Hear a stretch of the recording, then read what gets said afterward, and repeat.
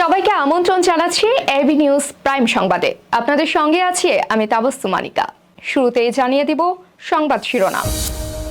চিহ্নিত সন্ত্রাসী বাহিনীর বিরুদ্ধে অল আউট অ্যাকশন, মাঠে নামছেন ডিবি।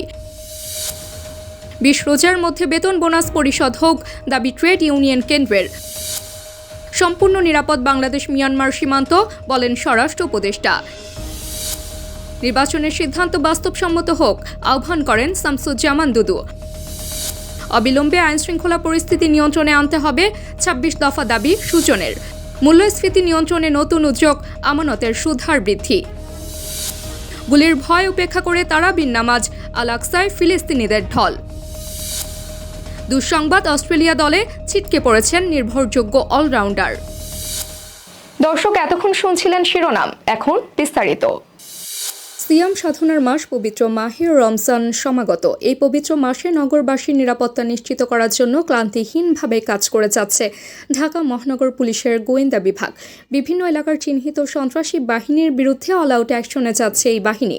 অনুসরণ করা হচ্ছে জিরো টলারেন্স নীতি। শনিবার বেলা 11:30টায় ডিএমপি মিডিয়া সেন্টারে পবিত্র মাহে রমজান উপলক্ষে আইনশৃঙ্খলা পরিস্থিতি স্থিতিশীল রাখার উদ্দেশ্যে আয়োজিত এক সংবাদ সম্মেলনে এসব কথা বলেন ঢাকা মহানগর গোয়েন্দা পুলিশের অতিরিক্ত কমিশনার রেজাউল করিম মল্লিক। রোজার সময় মানুষের কর্মযোগ্যতা বাড়ে, বিশেষ করে টাকা পয়সার লেনদেন বেশি হয়। কেউ যাতে নাশকতা না করতে পারে সেজন্য আমাদের গোয়েন্দা নজরদারি বাড়ানো হচ্ছে।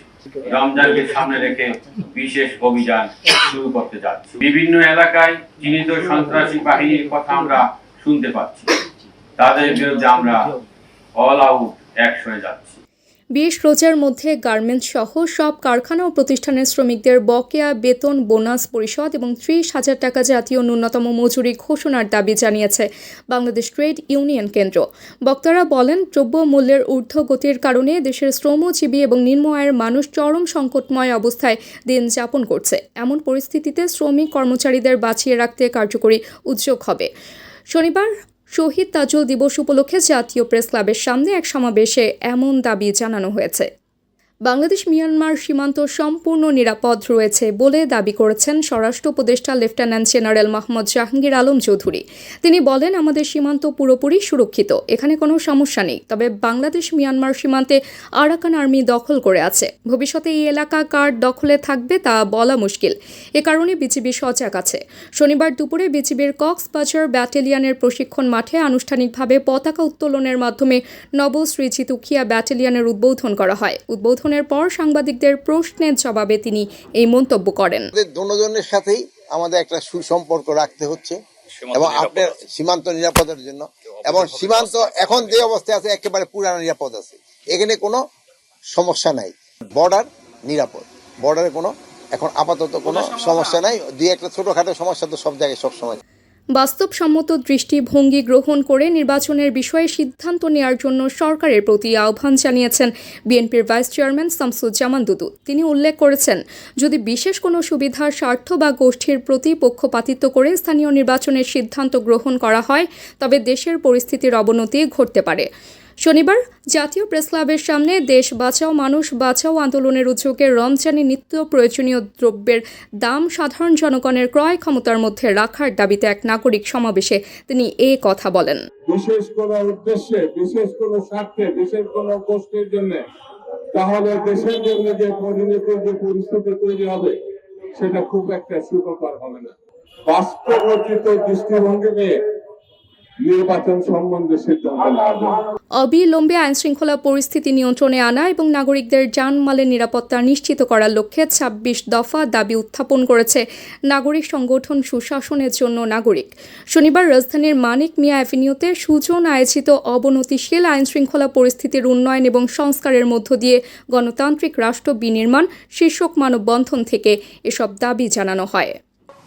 চুরি, ডাকাতি, ছিনতাই, লুটপাট, নারী ধর্ষণ, বিচার বহির্ভূত হত্যাকাণ্ড, এই খবরগুলো আমরা গণমাধ্যমে প্রতিনিয়তই দেখছি।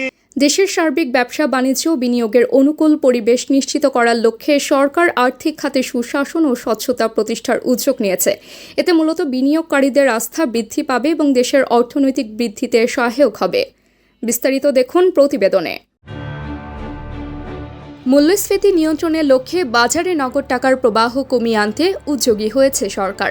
এজন্য বাড়ানো হয়েছে আমানতের সুদহার, পাশাপাশি ঋণের সুদহারও বৃদ্ধি পেয়েছে। তবে ঋণের সুদ বাড়ানোর ফলে বিনিয়োগের ওপর নেতিবাচক প্রভাব পড়তে পারে। বাংলাদেশ ব্যাংকের তথ্য অনুযায়ী সুদহার বাড়ানোর ফলে 6 মাসে ব্যাংক খাতে 34,000 কোটি টাকার আমানত বেড়েছে। এই সময়ে মূল্যস্ফীতির চাপও কিছুটা কমেছে। আগামী মার্চের মধ্যে বাজার থেকে আরও অন্তত 5,000 কোটি টাকা তুলে নিতে চায় বাংলাদেশ ব্যাংক।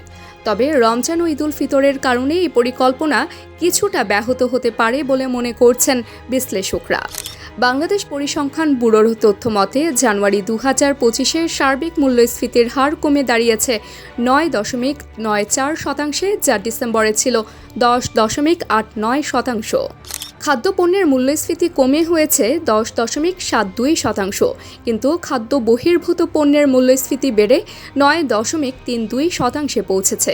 বাংলাদেশ ব্যাংকের governor doctor Ahsan H Mansur আশা প্রকাশ করেছেন যে বাজারে সবজির দামের নিম্নগতি সামনের দিনগুলোতে মূল্যস্ফীতির চাপ কমাতে সহায়তা করবে। অর্থ বিভাগ সূত্রে জানা গেছে, সরকার উচ্চ মূল্যস্ফীতি থাকা সত্ত্বেও বাজেটে 7% নামিয়ে আনার লক্ষ্য নিয়েছে। বিশ্বব্যাংক আন্তর্জাতিক মুদ্রা তহবিল মূল্যস্ফীতি নিয়ন্ত্রণে কার্যকর পদক্ষেপ গ্রহণের পরামর্শ দিয়েছে। তাদের মতে মূল্যস্ফীতি নিয়ন্ত্রণে ব্যর্থ হলে বাংলাদেশের অর্থনীতি আরও সংকুচিত হতে পারে। AB news desk report. Israeli দখলদার বাহিনীর আরোপিত বিধি নিষেধ ও কঠোর পদক্ষেপ সত্ত্বেও পবিত্র রমজান মাসের প্রথম রাতে আল-আকসা মসজিদে তারাবির নামাজ আদায় করেছেন হাজারো ফিলিস্তিনি। শুক্রবার রাতে তারা জামায়াতে এ নামাজ পালন করেন। শনিবার তারা রমজানের প্রথম রোজা পালন করছেন, খবর সাফা প্রেস এজেন্সির। ফুটেজে দেখা গেছে ইসরায়েলি বাহিনী শিশুদের হয়রানি ও ভয় দেখাচ্ছে এবং তাদের ওপর অবমাননাকর তল্লাশি চালাচ্ছে। শত শত মুসল্লিকে নামাজের জন্য মসজিদে প্রবেশে বাধা দেওয়া হচ্ছে। বিশেষ করে ইসরায়েল 55 বছরের কম বয়সী পুরুষ, 50 বছরের কম বয়সী নারী এবং 10 বছরের বেশি বয়সী শিশুদের জন্য আল-আকসায় প্রবেশে নিষেধাজ্ঞা আরোপ করেছে। ফলে দখলদার বাহিনী কঠোর অবস্থান নিচ্ছে এবং অনেক মুসল্লিকে অবরুদ্ধ করে রাখছে। আফগানিস্তানের বিপক্ষে শুক্রবার গ্রুপ পর্বের শেষ ম্যাচ খেলতে নেমেছিল স্মিথ ম্যাক্সওয়েলরা।